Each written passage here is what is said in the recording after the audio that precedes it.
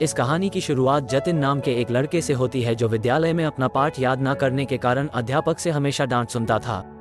जतिन पाठ को याद करने का प्रयास तो करता था, लेकिन उसे कुछ भी याद नहीं होता था, इसलिए उसे आए दिन क्लास में डांट खानी पड़ती थी। उसकी समझ में नहीं आ रहा था कि डांट से कैसे बचें। विद्यालय से घर आकर जतिन ने खाना खाया, फिर कमरे में बस्ते को लेकर बैठ गया। जब जतिन किताब खोल रहा था तभी उसे चिड़िया की आवाज़ सुनाई पड़ी। उसने देखा एक छोटी सी चिड़िया अपने सोच में एक तिनका दबाकर लाई थी।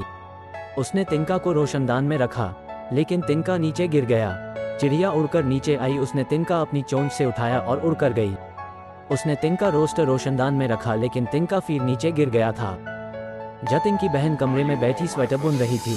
उसने अपनी बहन से पूछा, दीदी चिड़िया क्या कर रही है? उसकी बहन ने कहा, चिड़िया अपना घोंसला बना रही है। फिर जतिन चिड़िया को देखने लगा। चिड़िया तिनका रोशनदान में रखती थी, वो नीचे गिर जाता था। चिड़िया उड़कर नीचे आती, तिनका चोंच में उठाती, फिर उड़कर ऊपर चली जाती। बार बार प्रयास करने के बाद चिड़िया तिनके को रोशनदान में रखने में सफल हो गई।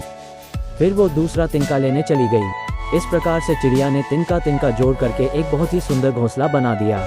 जतिन ने देखा चिड़िया जब तक तिनका रोशनदान में रख नहीं देती थी तब तक हार नहीं मानती थी। चिड़िया को देखकर जतिन के मन में विचार आया, दृढ़ इच्छा शक्ति रखकर परिश्रम करने से सफलता जरूर मिलती है। चिड़िया से सीख का जतिन पर गहरा असर पड़ा। उस दिन के बाद जतिन को अध्यापक से डांट नहीं खानी पड़ी, क्योंकि जतिन उस प्रश्न को बार बार याद करता था जो उसे नहीं याद होता था। बार बार प्रयास करने से जतिन को सब पाठ याद हो जाता था।